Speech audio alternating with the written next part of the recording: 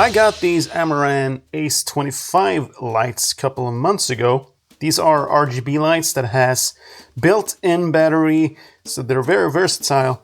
And I actually used this light on my latest short film. I mounted this on top of my camera so I could have a just a little fill light out in the forest, and also, that eye light that you can see in their eyes, that little ping in their eyes. Sorry about the mess here. I'm having an electronic repair session here on my table. That's why it's all messy.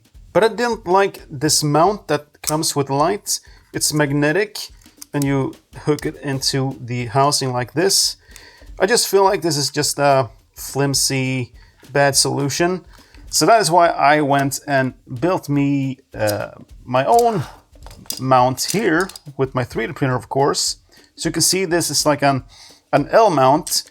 We take this in here and screw that into the top part of the light. So now we can just put this onto my stand here and then tighten this screw on the side here. So you can see that it's very easy to just change the angle of the light by just releasing this knob here and tilting it down or up, whatever you want. So I had to make these brackets, these angles, quite large so that there wouldn't be too much flex in the material.